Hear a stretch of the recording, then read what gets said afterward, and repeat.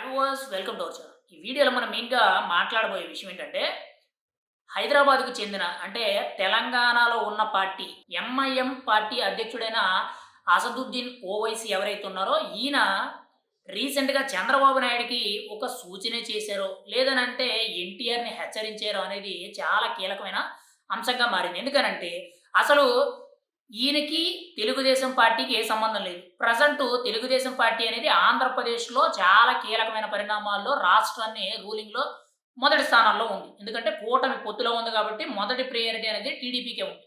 అయితే సీఎం చంద్రబాబు నాయుడు గారికి తన కొడుకు నారా లోకేష్ గురించి సూచన చేశారో, లేదు అనంటే పార్టీ పగ్గాల గురించే గాని సీఎం అభ్యర్థిగా రాబోయే రోజుల్లో ఎన్టీఆర్ ఆ పార్టీకి వెదురెళ్ళాలి. ఆ పదవి దక్కించుకోవాలని చెప్పి సూచన చేశారనేది ఇప్పుడు చాలా మందికి కూడా అర్థం కావట్ల.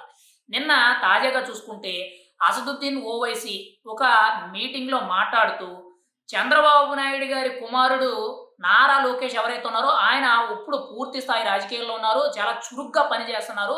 అక్కడి వరకు బాగానే ఉంది కానీ సీఎం చంద్రబాబు నాయుడు గారు ఆయనకి తగిన పదవులనేవి కల్పించడం లేదు. టీడీపీ పార్టీ పగ్గాలనేవి అప్పజెప్పడం లేదని చెప్పి ఎంఐఎం పార్టీ అధ్యక్షుడైన అసదుద్దీన్ ఓవైసీ కొన్ని కీలకమైన వ్యాఖ్యలు చేయడం జరిగింది.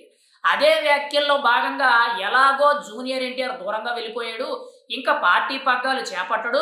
ఆ పదవికి ఎలాగో పోటీ రాడు కాబట్టి రాబోయే రోజుల్లో చంద్రబాబు నాయుడు గారి తర్వాత తన కొడుకు నారా లోకేషే టీడీపీ పార్టీ పగ్గాలనేవి చేపట్టడం జరుగుద్ది.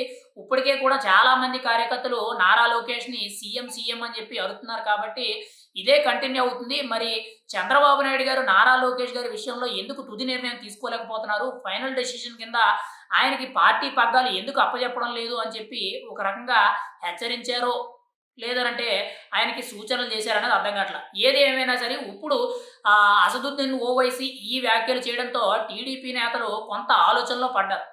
టీడీపీ నేతల్లో కూడా చాలామంది కూడా ఎన్టీఆర్‌కి సపోర్ట్ చేసేవాళ్ళున్నారు. చాలామంది ఎక్కువ శాతం నారా లోకేష్‌కి సపోర్ట్ చేసేవాళ్ళున్నారు.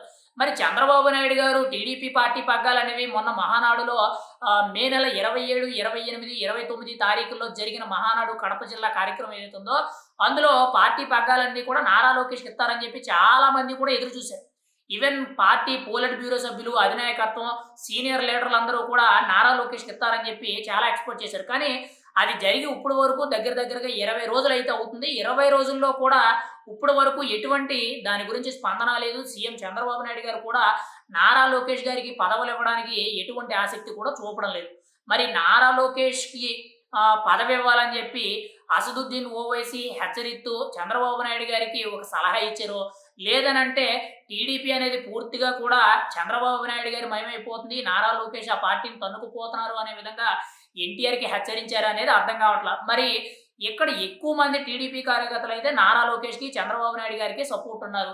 మరి ఈ టీడీపీ పార్టీ అనేది రాబోయే రోజుల్లో ఎన్టీఆర్ చేతుల్లోకి వెళ్తుందా? లేదనంటే నారా లోకేష్ చేతుల్లోకి వెళ్తుందా? అనేది మనమైతే చూడాలి. కానీ ఇక్కడ ఆసక్తికర పరిణామం ఏంటంటే ఆ పార్టీకి అసదుద్దీన్ ఓవైసీకి ఎటువంటి సంబంధం లేదు. కనీసం చంద్రబాబు నాయుడు అనంటే అసదుద్దీన్ ఓవైసీ ఒక రకంగా భయపడతారు. ఎందుకనంటే 90స్‌లో చంద్రబాబు నాయుడు గారు అసదుద్దీన్ ఓవైసీని ఒక రకంగా థర్డ్ డిగ్రీ ఇచ్చి వీపంతా కూడా వాచిపోయే విధంగా చాలా గట్టిగా కొట్టారు. అప్పట్లో 90స్‌లో చంద్రబాబు నాయుడు గారు ఫైర్ బ్రాండ్ అని చెప్పి కొన్ని మాటలు వినేవాళ్ళం కదా! అప్పట్లో ఏదో విషయంలో తప్పు జరిగితే అసదుద్దీన్ ఓవైసీని అరెస్ట్ చేసి తనని తుక్కు రేగొట్టారు.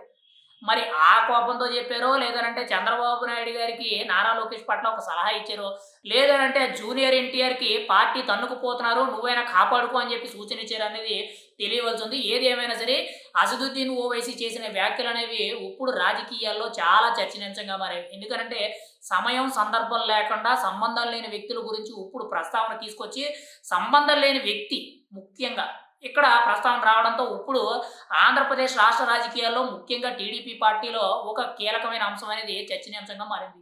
మరి రాబోయే రోజుల్లో సీఎం అభ్యర్థిగా నారా లోకేషా? లేదనంటే జూనియర్ ఎన్టీఆరా? అనేది ముందు తెలియవలసిన అవసరం అయితుంది. మరి ఏం జరుగుద్దనేది మనమైతే చూడాలి మరి.